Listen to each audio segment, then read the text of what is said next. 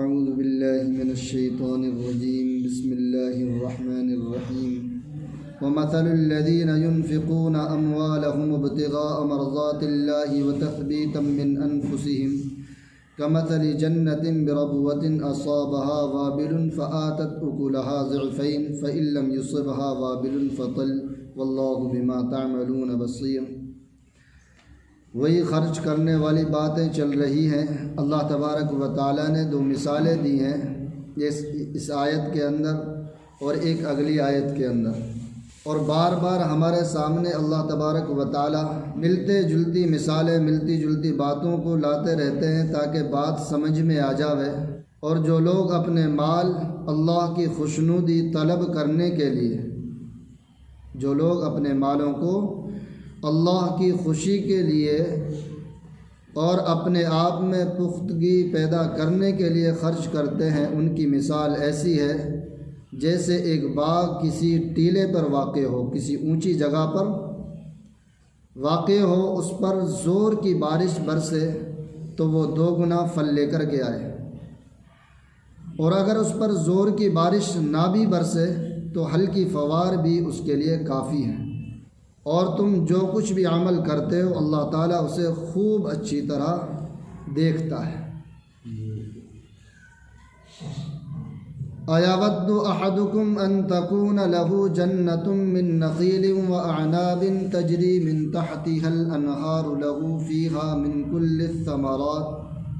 وَأَصَابَهُ الْكِبَرُ وَلَهُ ذُرِّيَّةٌ ضُعَفَاءُ فَأَصَابَهَا إِعْصَارٌ فِيهِ نَارٌ فَاحْتَرَقَتْ كَذَلِكَ يُبَيِّنُ اللَّهُ لَكُمُ الْآيَاتِ لَعَلَّكُمْ تَتَفَكَّرُونَ۔ کیا تم میں سے کوئی یہ پسند کرے گا کہ اس کا انگور کا، کھجور کا ایک باغ ہو جس کے نیچے سے نہریں بہتی ہوں، اور اس کو اس باغ میں اور بھی ہر طرح کے پھل حاصل ہوں، ہر طرح کا پھل حاصل ہو، کھجور کا، انگور کا ایک باغ ہو جس کے نیچے سے نہریں بہتی ہوں، اور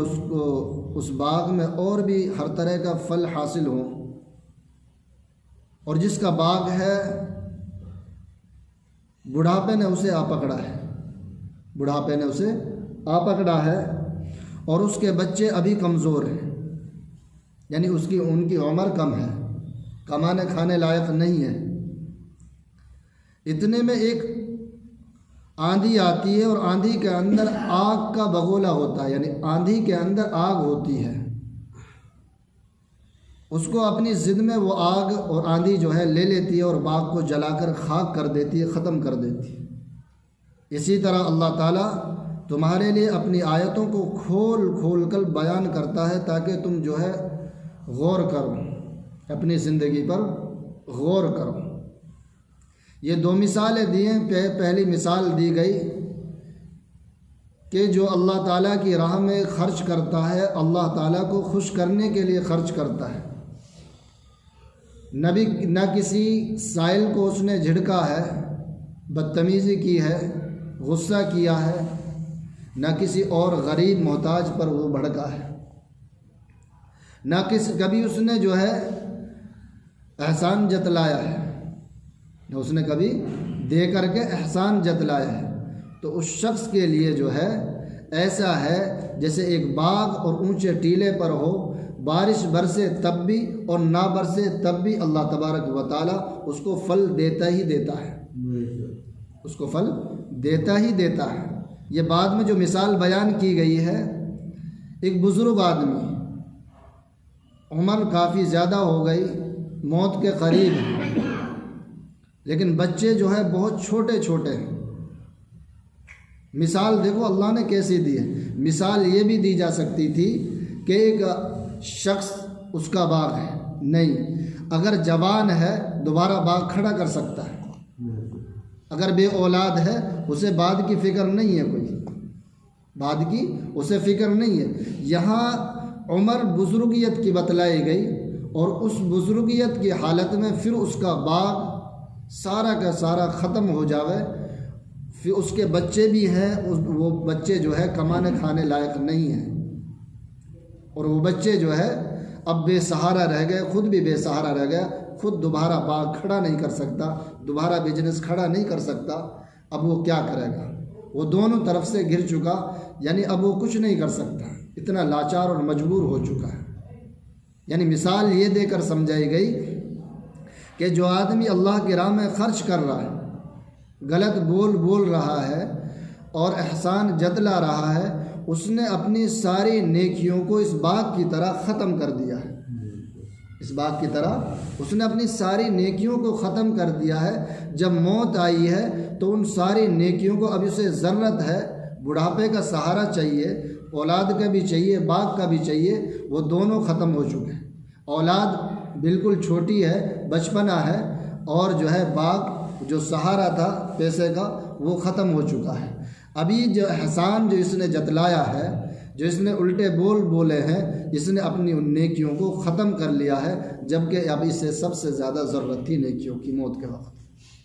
موت کے بعد اسے سب سے زیادہ ضرورت تھی۔ اللہ مثال دے کر اس لیے سمجھاتا ہے، جیسے یہاں پر بات بتلائی گئی کہ اللہ کھول کر باتوں کو سمجھاتا ہے تاکہ تم غور کرو اپنی زندگیوں پر، تم کیا کر رہے ہو۔ اگلی رکو شروع ہوتی ہے، یا ایھا الذین آمنوا انفقوا من طیبات ما کسبتم ومما اخرجنا لکم من الارض ولا تیمموا الخبیث منه تنفقون ولستم بآخذیہ الا ان تغمضوا فیہ واعلموا ان اللہ غنی حمید۔ اے ایمان والو، جو کچھ تم نے کمایا ہو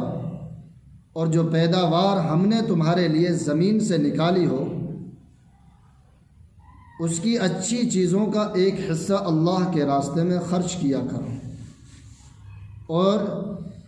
یہ نیت نہ رکھو کہ بس ایسی خراب قسم کی چیزیں اللہ کے نام پر دیا کرو۔ اگر کوئی دوسرا آدمی تمہیں دے ان چیزوں کو، تمہیں ان سے نفرت ہو، تمہیں اچھا نہ لگے، ایسی چیزوں کو اللہ کے راستے میں خرچ مت کرو کہ اگر تمہیں کوئی دوسرا شخص دے ایسی چیزوں کو تو تم ان سے جو ہے نفرت کرو، یعنی تمہیں اچھا نہ لگے، تم اسے آنکھیں میچے بغیر نہ لے سکو، یعنی تمہیں بہت برا لگے۔ اور یاد رکھو کہ اللہ تعالیٰ بے نیاز ہے، اللہ کو ضرورت نہیں ہے ہمارے مال کی، اللہ کو ہمارے مال کی ضرورت نہیں ہے۔ اس لیے پہلے فرمایا میں ایک کا 700 دوں گا، میں ایک کا 700، 1 روپیہ خرچ کرو گے 700 روپے کے برابر ثواب دوں گا۔ 700 نیکیاں تمہارے کھاتے میں لکھ جائے گی، اور جتنا اخلاص تمہاری جو ہے نیکی میں ہوگا، اتنا اللہ تعالیٰ اس کا وزن بڑھاتا رہے گا، یعنی اس کا ثواب اجر بڑھاتا رہے گا۔ اللہ بے نیاز ہے، ہر قسم کی تعریف اللہ ہی کے لیے ہے، ہر قسم کی تعریف اللہ ہی کے لیے ہے۔ حضرت براء بن عازب رضی اللہ عنہ فرماتے ہیں کہ لوگ کھجور لایا کرتے تھے، اصحاب صفہ کے پاس ایک رسی بندھی ہوئی تھی، اس میں گوشہ کو لٹکا دیا کرتے تھے، اصحاب صفہ ان میں سے استعمال کرتے تھے۔ کچھ آدمی ایسے تھے، کچھ شخص ایسے تھے کہ اپنی گلی سڑی کھجوروں کو لے آتے تھے۔ جب یہ بات اللہ کے نبی صلی اللہ علیہ وسلم کو پتہ چلی تو رسول اللہ صلی اللہ علیہ وسلم نے ناراضگی کا اظہار فرمایا، اور یہ آیت اللہ کی نازل ہوئی۔ ایسے کئی مرتبہ الگ الگ موقعوں پر ایسے واقعات آئے جن کے بارے میں فرمایا کہ جو ہے یہ آیت انہی کے بارے میں نازل ہوئی ہے۔ اور دوسری بات یہاں پہ یہ ہے کہ حلال کماؤ، حلال روزی اللہ کے راستے میں خرچ کرو۔ اس میں دونوں باتیں تفسیر میں بتلائی گئی ہیں۔ اللہ تعالی ہم سب کو کہنے سننے سے زیادہ عمل کی توفیق عطا فرمائے۔